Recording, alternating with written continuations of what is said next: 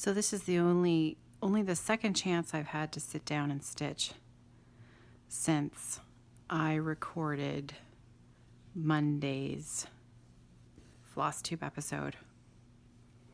I stitched a little bit on Tuesday while I was waiting for a student before I started my teaching night on Tuesday night. And you can't actually see it because it's just out of the frame. But on the left side of this piece, I started this top of the sort of coral color circle on the other side. And this top part that's right here that joins up at the bottom of the white section and goes to the across to the brown, that's all I got done. One length of thread. That's it.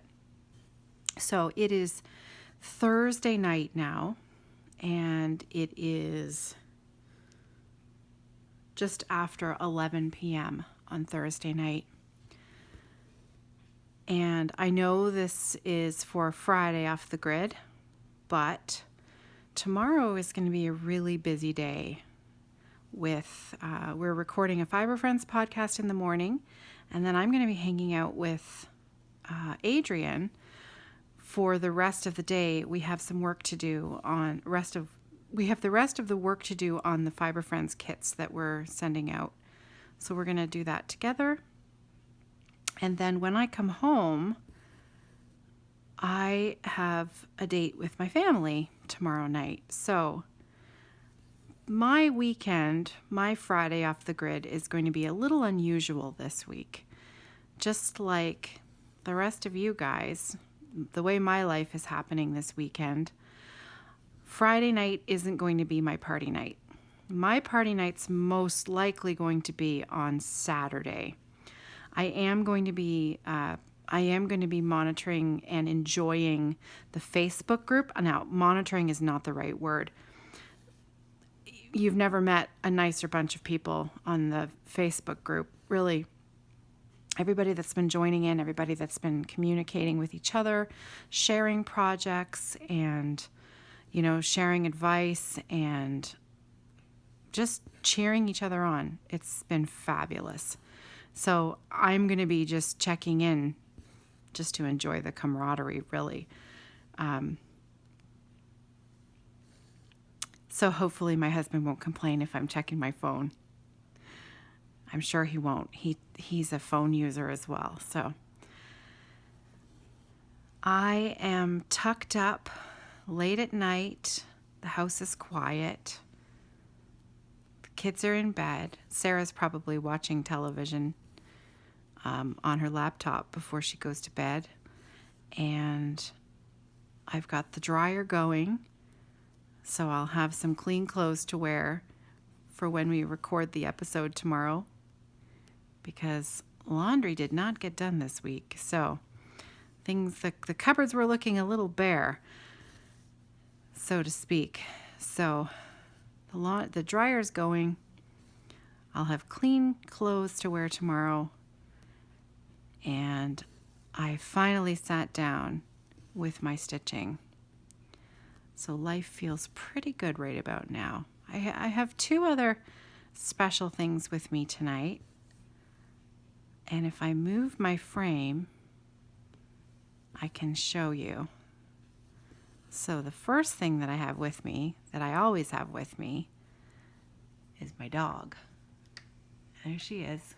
Can you see her? I can see her legs. Oh, there's her face. It's a bit dark in the room elsewhere other than right here underneath my floor light. So she looks pretty comfortable. And she is snoring, so you may hear her in a bit. The other thing that I have with me tonight that always makes me feel just a bit of comfort. It's been a week, hasn't it, guys? And, a little extra comfort wouldn't hurt anybody right about now. So I have my blanket. I have my own blankie. You want to see it? It's on my lap. You can just see it. Isn't it the most hideous thing you've ever seen in your whole life? I'm teasing. It's not hideous. None of these colors go with anything in my house, and I could care less. This blanket was knit by my great-grandmother. Actually, I believe it was crocheted. I'm pretty sure it was crocheted. I'm not that familiar with crochet. I'm pretty familiar with knitting, and I can look at this and think, I'm pretty positive that's crochet, and I know this is a bauble that's been done. So I only met my great-grandmother once, and I think I was 6 or 7 years old. I don't remember her. I have a vague memory of meeting her, but again, it was only the one time. And this blanket was at my mother's house. And when I found it at my mom's house, I asked if I could have it because, well, you guys understand. You guys understand. I mean, this thing is well older than me. I am not a spring chicken. And this funny colored, from the 60s, acrylic labor of love that she crocheted for someone in the family has ended up with me. And my kids have cuddled under it. My dogs have slept on it when they snuck up on the couch. And it's warm, and it connects me to my family, and it connects me to the women in my family. So my great-grandmother, my grandmother, my mother, and it just makes me feel good, makes me feel comfortable and cozy and loved. So at 11 o'clock on a Thursday night after this kind of week, I think that we can all appreciate that that's a pretty nice way to feel. So I'm working on Tiramisu by Glendon Place. And I am loving it, you guys. Loving it. Just like working on the Shades of Wine was such a treat.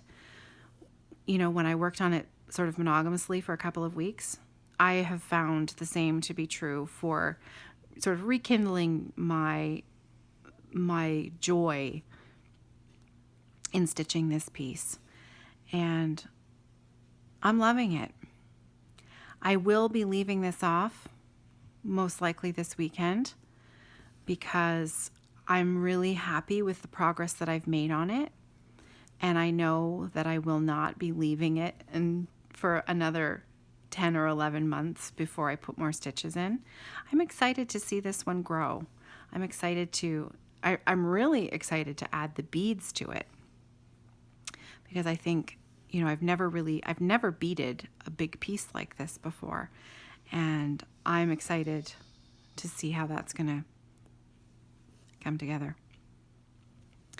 I know I had mentioned I thought I would probably work on my counted canvas piece this week as well, because I have been enjoying spending 2 Stitch With Me sessions on the same piece. But because it's late at night, and I need good light for the canvas work in order for it to show up as beautifully as I think it should on the camera, because I have to hold the frame in my hand. It's a little bit awkward. And so I've been working on that downstairs. Whereas this piece, because it's on my floor frame, I can work on it upstairs under my floor lamp. And I think the lighting is pretty good for the video quality.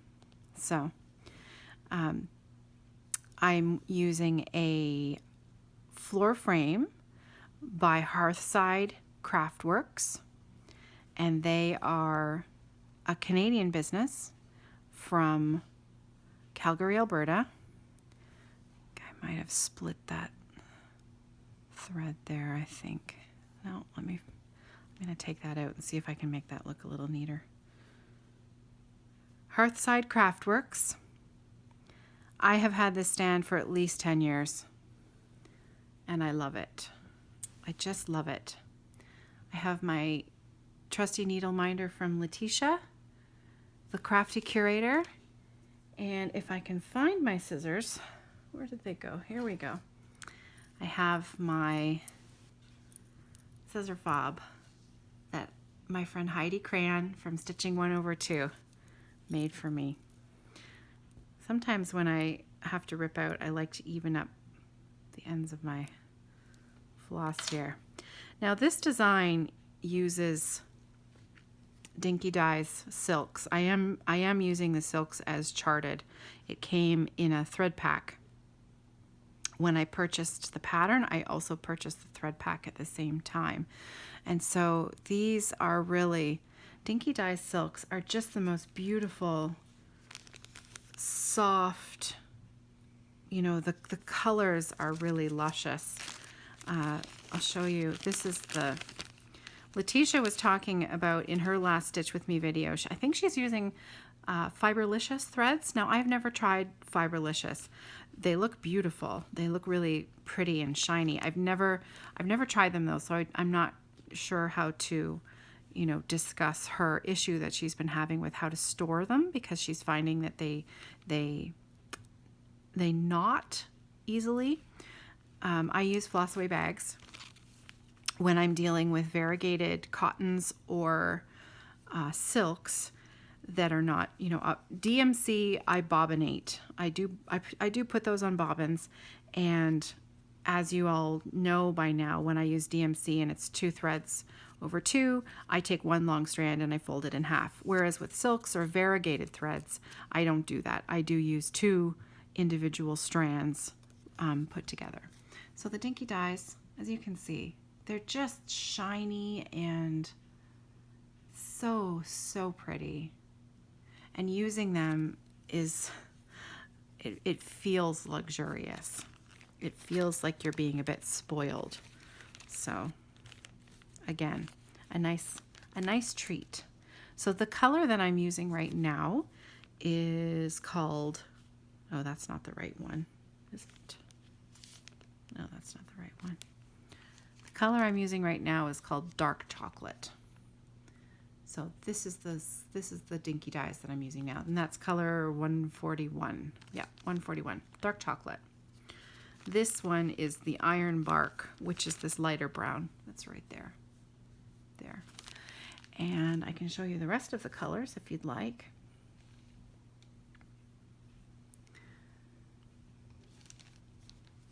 There is this white in here. It's just called Natural. And one of my favorites is this sort of corally rust color in here. This is called Red Dust. Red Dust. And now Dinky Dyes are from Australia, so sometimes I have trouble with the names. So I'm hoping that one of our resident Australian Friday Off the Grid viewers will pop in and help me if I butcher it too badly. I love this sort of blush brown color. It's just beautiful. And that is called Kununura. Kununura. Oh boy, that's tricky. I think I've got it right though. And it's just the most beautiful shade. It's hard to pick a favorite, I think. And last but not least, we have Chestnut. And look at how rich that is, that color, the chestnut. So this is the beautiful rich shade in that circle right there. The next time I work on this, I'll show you the beads. At the moment, they're downstairs, along with the in the bag where I keep the rest of the project when I'm not working on it. So again, right now I'm working on Dark Chocolate, which is the very outermost ring that surrounds the entire piece.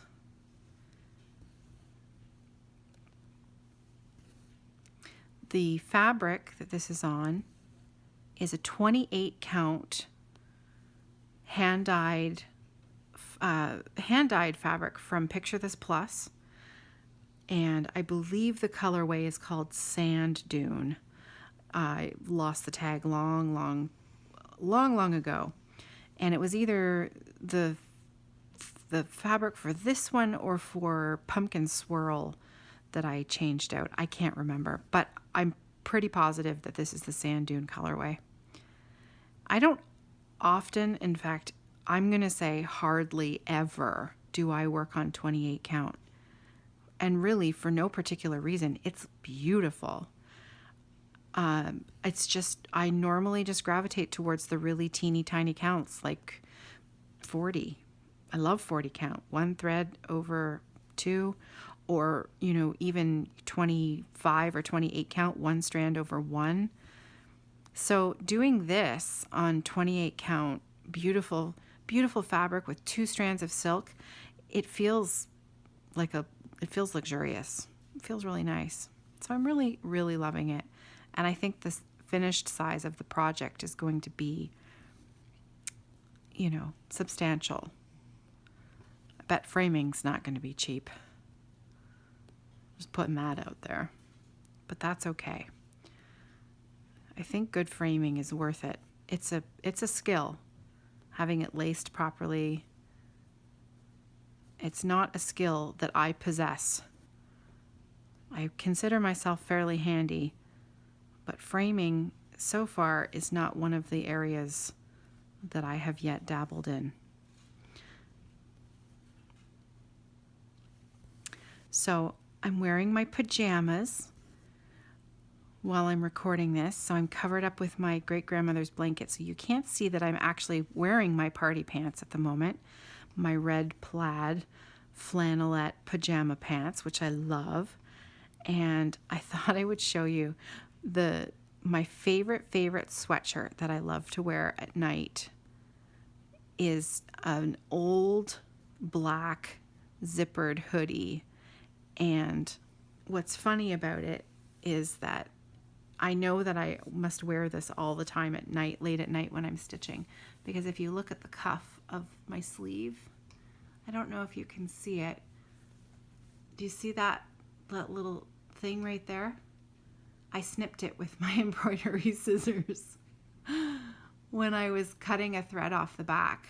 I must have had my sleeve up like this when I was snipping, and I just snipped right into my shirt. So it's my stitching shirt. My party clothes. So I am at the bottom of this little mini section now. And I know that I have to go 1 stitch to the left and carry on. I think this should match this. I think there's 9 rows of 4 stitches. So I don't know if you've been watching the knitting tutorials that I've been doing for Gerald. There are a number of people following along and learning how to knit along with him. And it has been so much fun. It's been so much fun.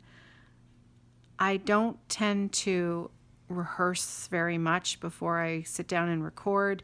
I try to know what I'm going to talk about. I try to have, a few things planned. Like today we learned the knit stitch. So I made sure that I looked up the rhyme that I can remember using so that I didn't get the rhyme wrong, because it's been a long time since I was a beginner. I've been knitting for over 20 years, which for me, I've been stitching a lot longer. So knitting is still comparatively relatively new. But Gerald caught on to the cast on very quickly. I was chatting with him very briefly before I started recording this video, and he did say that he was maybe having a little trouble with the knit stitch, but I think he's only just started. So we'll give him a chance, shall we? I think he's going to get the hang of it. He told me after he'd learned how to cast on, he was ready to learn how to do cables. He said it was easy. So I believe him when I see it. I think I'm almost at the end. Get a few more stitches out of this. When it's silk, I feel the need to be extra frugal with my floss. This stuff certainly isn't free. So, because it's Thursday night and not Friday just yet, by the time this video uploads, I will have already chosen the winner for the Sunday high tea draw and giveaway that I am having along with Thread and I. And so I will have chosen a winner by then. So that's exciting. And next weekend, it's the end of the month. So you know what that means. On Sunday, time for high tea, and it's time for a new start from my stash. And I may already have one picked out, but I'm going to keep it a secret until next Sunday, if I can. Sometimes it's hard to keep secrets like that when you're excited about something, but I'll do my best. Okay, so let's thread up. Just leave that. Thread this up.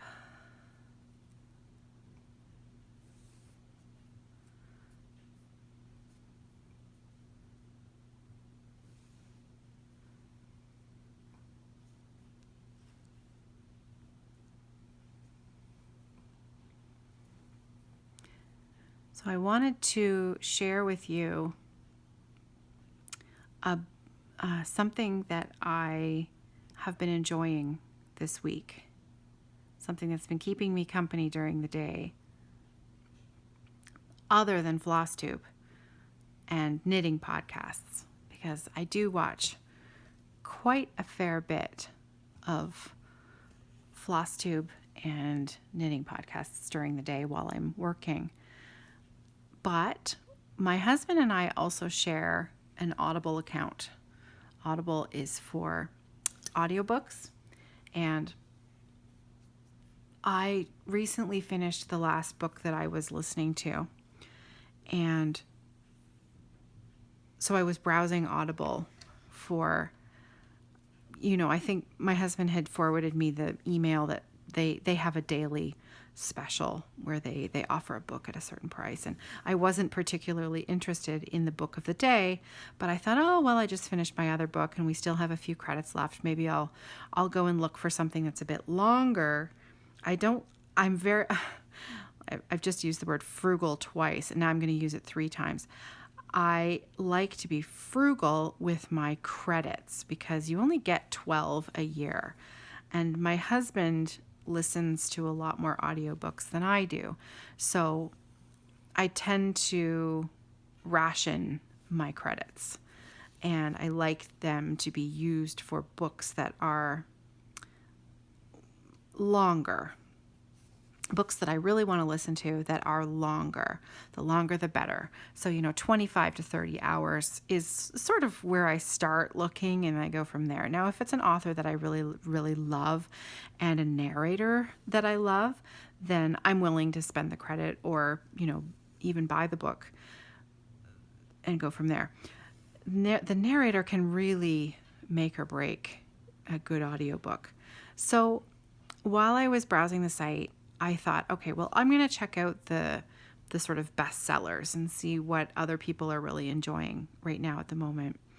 And so I had a little quick look through the top of the list, and I noticed that there was a collection of Sherlock Holmes read by Stephen Fry. And I thought, oh, well, that, and then I saw the timestamp. Almost 65 hours. 65 hours for 1 credit. Now, if that isn't value for money, I don't know what is. Read by Stephen Fry. I thought, okay, could you really go wrong? But, I've never read Sherlock Holmes. I understand the premise. I've watched. Now, I always get his name wrong because it's tricky for me to say. Benedict Cumberbatch. When I see it, I think Bach at the end, like the composer. So I want to say Cumberbach, but I'm sure or maybe it's cummerbund, like you wear with your tuxedo. Benedict, the cutie pie in Sherlock Holmes. Him. So, I've watched it before and I really enjoyed it. But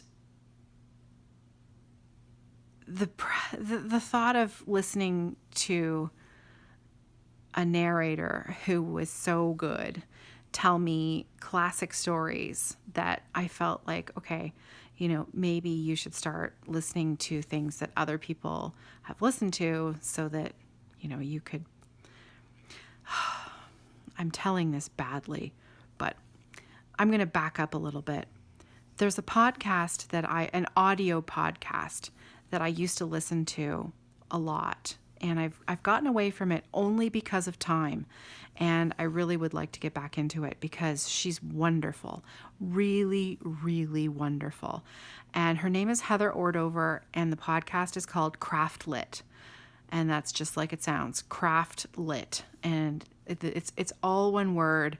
And I think the L is capitalized as well. And if you search her up, I think she's even got an app. She's been podcasting forever. She is legit. She was a retired English teacher. Her husband's a playwright. She's a knitter. She's a crafter. She's phenomenal. She knows her stuff. She's smart. She's funny. Her voice is amazing. Like really just a wonderful speaking voice. And the premise of Craftlit is and I haven't listened in a couple of years. That's how far behind I am. I like to listen from the beginning and work my way through from the beginning. So I think I just finished, what did I just finish? Oh, I don't even remember. It was so long ago. Count of Monte Cristo. I think I had just started the Count of Monte Cristo. So the premise behind the podcast is that at the beginning of the show, she talks crafty talk. So she catches you up on what she's been doing, what she's been learning, really interesting stuff. She's multi-craftual as well. And so I get inspired by some of the things that she's trying or learning new things, so on and so forth. And then the rest of the podcast, so the majority of the podcast time is then spent on a recording of one or two chapters of the current book that she's working her way through. Now, because she's approaching it as an English teacher, it's like a book talk. Every episode is like a mini book club but it's more than a book club because she was an English teacher. She takes you through the chapter. She takes you through what you're going to be hearing, what you're going to be listening to, things to listen for, how to understand the joke, how to understand the language of these classic books. And in her words, she likes to teach to the joke, so that if you're at a cocktail party and somebody talks about the Lilliputians and the Brobdingnagians, you'll understand what the reference is. Now that's from Gulliver's Travels. And before I'd listened to Gulliver's Travels on her podcast, I wouldn't have understood that reference. And I can tell you that listening to, this is the way my brain works, folks. Listening to Heather's Craftlit podcasts, I was able to understand some of the humor in Gilmore Girls that, I think the writers really had a lot of fun with, that makes you feel like you're in on the joke when you hear it and you think, I get that, I understand it. All of that to say that I am 3 hours in to my 65 hour Sherlock Holmes, Stephen Fry marathon. And it is fabulous. I mean, it's fantastic. I love it. So if you think that that's something that might be up your alley, I can't recommend it highly enough. That might not float your boat at all. And maybe, you think that you wouldn't be interested in it at all, and that's fine too. Different strokes for different folks. But again, if you like that kind of thing, I think you'd really like it. And again, can't recommend Heather Ordover Craft Lit podcast highly enough. She kept me company for many years. And now that I'm talking about her again, I'm actually really excited to go and get back into her podcast and check out what she's been up to, because she's a phenomenal speaker and just smart cookie, and really, really interesting and fun to listen to. So I hope that gives you some ideas about maybe a few new things that you hadn't heard about before. Just have to count my rows here. Is that 7? I'm going to have to count out loud here. 1, 2, 3, 4, 5, 6, 7. Yeah, 7. Okay, so I need 2 more rows. Anyways.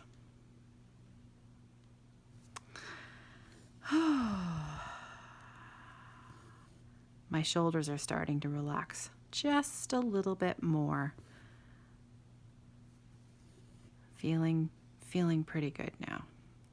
I think my laundry's almost done. So I am going to just finish this one little section. I've got 4 more stitches to go. And I know this is a bit of a shorter episode tonight. A shorter visit, I should say. But I don't think you'll mind, because I know for sure there are plenty of other good things out there for you to listen to. And maybe now that I've just talked about it and it's right in your ear and in your mind, you'll go check out Heather's podcast. After you turn this one off, you can find her on iTunes and you can subscribe for free. And if I'm not mistaken, and again, I did not look this information up before I started recording. I'm simply talking about the last thing I remember. And again, that was at least a year ago. At the time, she was offering versions of the books that were being read in her shop as sort of an anthology. So without the chatter, just the book. And, you know, I've been meaning to buy something from her shop for a long time, because I feel I have gotten years and years and years of entertainment from her podcast, and she's phenomenal. Anyways, I really enjoy her. Thanks for listening to me tonight, guys. Thanks for letting me ramble a little bit. I know I didn't have anything, I didn't answer any tags or anything like that, but I still think that it was a really nice visit for me. I feel like I'm recording and putting out a lot of videos lately, and I hope that that's not annoying anyone. I tend to be the type of personality that's, when I'm all in, I'm all in. And this for me has been really fun. I'm enjoying it a lot, if you couldn't tell. So getting involved in a community that's a weekend sort of atmosphere where stitchers all over the world are getting together has, I can't, you know, I'm generally a happy person. I'm generally pretty happy, pretty easygoing. But lately, since I started doing this sort of regularly and hanging out with my friends, the fiber friends, Louise and Adrian, so we're coming up on a year. We started podcasting April 1st of last year. And Louise and Adrian and my Stitcher friends here in town, the last year has been one of the best that I can remember in a while. And it's not that it's been bad before, because it wasn't. My life is good, but it's been really good for the last year. This has been a lot of fun. So thank you for humoring me and, still subscribing to my channel after, it seems like I uploaded 4 videos last week. I was looking at that and I thought, oh, geez, that's a lot of videos. Hopefully you don't think I'm totally crazy. Anyways, thank you for subscribing. Thank you for hitting the like button. Thank you for leaving me comments. Thank you for letting the ad play at the beginning of the video. And, thanks for just being a great group of people. It's been a ton of fun. I will see you all on Saturday. I'll be popping into the Facebook group on Friday, but I plan on having my stitchy party on Saturday. And most likely on Sunday as well. I'm sure that there will be at least a few of you who will be joining in with me. So I look forward to chatting with you and hanging out. And don't forget, oh yeah, there's also a hashtag on Instagram. It's hashtag off the grid Friday party. And I have been,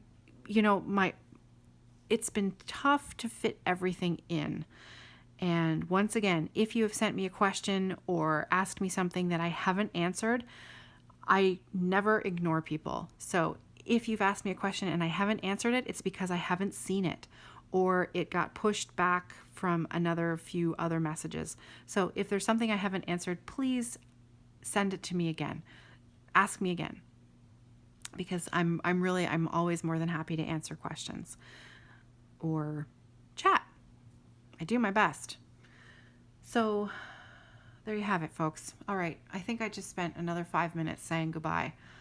This is my problem. This is why I put out so many videos, because I have no one else to talk to in real life because they're all tired of hearing my chit chat. So there you go. Happy stitching. I'll see you on Monday. No, wait. I'm going to put out a little knitting video on Sunday. We're going to learn how to purl. So Gerald, I hope you're ready. See you guys. Happy stitching.